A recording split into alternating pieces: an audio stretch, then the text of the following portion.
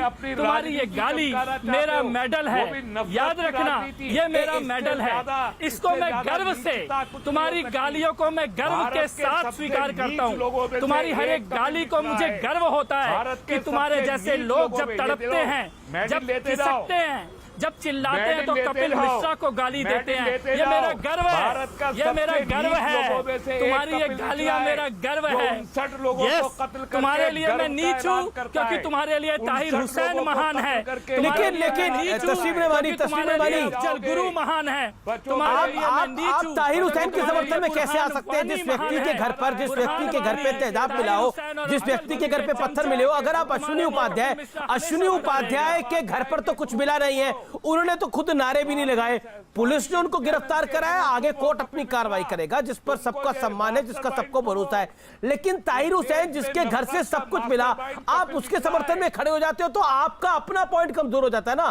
ताहिर हुसैन के समर्थन में आप खड़े हो जाते हो, जिस व्यक्ति के घर पे तेजाब मिला, तेजाब की बोतलें मिली, नुकीले पत्थर मिले और क्या कुछ नहीं मिला, उसके अगल बगल के घर डल गए, जब आप उसके समर्थन में खड़े जाते हो तो आप तो वीक फुट पे आ जाते हो ना अपने आप। जमानत देने वाला है जिसने मैक्सिमम, अरे जमानत तो सबका अधिकार होता है, जमानत मिल जाएगी, लेकिन आरोप थोड़ी बरी, आरोपों से थोड़ी बरी हो जाएगा। उसके घर पे कुछ मिला, उसके मकान पे जो कुछ मिला, उससे जमानत अभी मिली नहीं है ना। अरे ये आप तो वही बात कर रहे हैं कि याकूब मेनन आतंकवादी नहीं था। कमाल की बात है। आपसे कहता हूं कि आप इन सवालों को कहीं इकट्ठा करके रख लीजिए।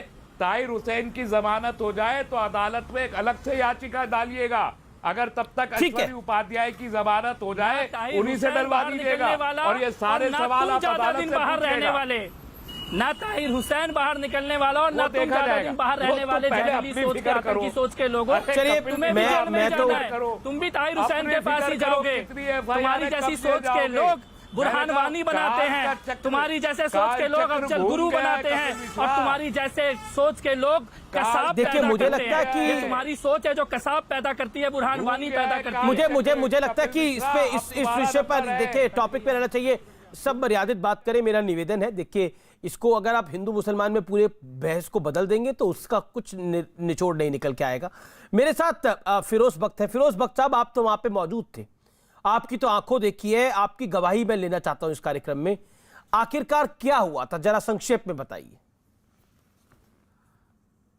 हाँ, देखिए, मैं चाहूंगा कि आप जिम्मेदार आदमी हैं, आप चांसलर हैं मनु के, बताइए। हाँ नहीं, बट आई जस्ट वांट कि कोई हैकल ना करे, मैं पूरा वाकया बताता हूँ। देखिए, जो हमारे उपाध्याय जी हैं, अश्विनी उपाध्याय एक बहुत ही शरीफुन्नफ्स आदमी है, मैं उनको काफी रोज से जानता हूँ। अभी मैं इनको सुन रहा था, कपिल मिश्रा को, ये भी उनको जानते हैं, लेकिन उनसे पहले से मैं इनको जानता हूँ, उपाध्याय जी को। इनका एक मेरे पास नोट आया कि इस तरह से एक देश को जोड़ने की एक आंदोलन वो चला रहे हैं, सबको जोड़ने की, वो मीटिंग में आप आइए। तो मैं 10 बजे पिछले संडे 8 अगस्त को वहां उनके स्टेज पे पहुंच गया।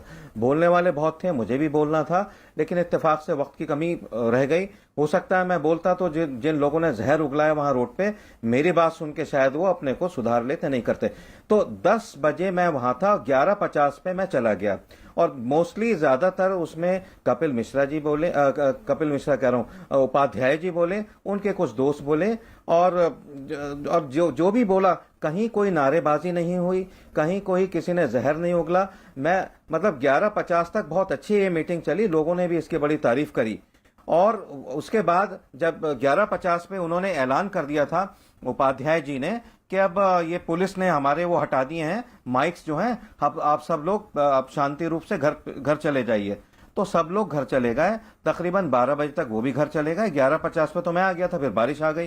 तो ये जो एक इनके खिलाफ एक महाज खड़ा किया है कुछ लोगों ने, एक लॉबी है जो कपिल जो इनके खिलाफ हैं, उपाध्याय जी के, अश्विनी उपाध्याय जी बड़ा अच्छा काम कर रहे हैं। मैं एक बात कह दूं अमीश जी, ये जो उपाध्याय हैं, law breaker, he is a law maker. ये सुनिए, मेरी बात सुनिए।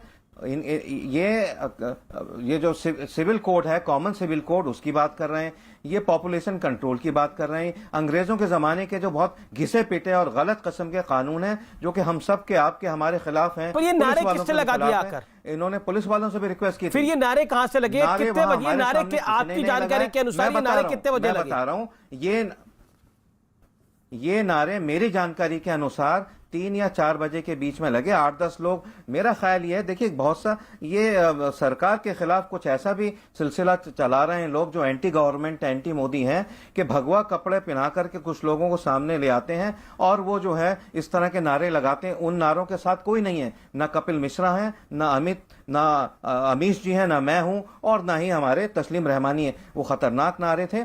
भारत बहुत अच्छा मुल्क है, यहाँ साझा विरासत से हम रहते हैं, गंगा जमनी तहजीब से रहते हैं। उन नारों के साथ कोई नहीं है। लेकिन ये मैं कहना चाहूंगा बबांगे दहल और डंके की चोट में कि पुलिस से भी रिक्वेस्ट करना चाहता हूं, अगर पुलिस वाले, अगर डीसीपी उस मल्होत्रा साहब मेरी बात सुन रहे हैं, उनको फौरन से पेशतर छोड़ दीजिए। जो आपको इंक्वायरी करनी है उपाध्याय जी के खिलाफ, जो भी करना है, उपाध्याय ने जो भी कुछ बोला उसमें कोई भी चीज ना तो एंटी मुस्लिम थी, ना एंटी नेशनल थी। देखिए ये तो तस्लीम रहमानी, के लिए फिरोज बख्त अहमद को तो, कपिल मिश्रा बने रहिए हमारे साथ, फिरोज बख्त अहमद को तो साजिश की बुआ रही है, कह रही है कुछ लोगों को भगवा कपड़े पहनाकर इस तरह के नारे लगवा दिए जा सकते हैं। वो कह रहे हैं कि जब तक मैं वहां पे था 1 घंटे 50 मिनट तक, तब तक कोई इस तरह के नारे नहीं लगाए गए थे। अश्विनी उपाध्याय ने ये नारे लगाए हैं, इसकी तो कोई तकरीर नहीं कर रहा, और हमने विजुअल में भी नहीं देखा। अगर उन्होंने नारे लगाए होते तो तस्वीरों में होता वो। अमीश, एक बात मैं सबसे पहले अर्ज कर दूं कि ये जो ब्रिटिश लॉ है, ब्रिटिश लॉ के खिलाफ हम भी हैं। अश्विनी उपाध्याय से मेरी 10 बार डिबेट हुई है, आपके चैनल पे भी हुई होगी, दूसरे चैनल्स पे भी, यूनिफॉर्म सिविल कोड पे भी, पॉपुलेशन पे भी। और आपको मालूम है मैं पॉपुलेशन कंट्रोल का हामी मैं भी हूँ कि कानून आना चाहिए, यूनिफॉर्म सिविल कोड पर ड्राफ्ट आना चाहिए, ब्लूप्रिंट आना चाहिए, उस पर बहस होनी चाहिए, इसका भी मैं हामी हूँ। तो हमारी खूब बहस हुई है, टेलीविजन पे भी, टेलीविजन के बाहर भी हुई है। लेकिन इसका अगर उन्होंने मुझे इस प्रोग्राम में बुलाया होता तो मैं भी जाता। लेकिन उन लोगों की तो इंटेंशन ये सब कुछ थी, तो हम जैसे लोगों को बुला के क्यों बुलाते? ब्रिटिश लॉ के हम भी खिलाफ हैं, हम भी जाते वहां। लेकिन एक बात याद रखिए कि नूरी फाउंडेशन ने जब बंबई में एक इजलास बुलाया था और वहां पर हंगामा हुआ और वहां पर डिस्टर्बेंसेस हुए, तो वो डिस्पर्सिंग मॉब था जो जिसने वो सारा डिस्टर्बेंस किया था, तो केस नूरी फाउंडेशन के खिलाफ बना था। लोग नूरी फाउंडेशन के ओहदेदारान उसमें गिरफ्तार हुए थे, ऑर्गेनाइजर्स उसमें गिरफ्तार हुए थे।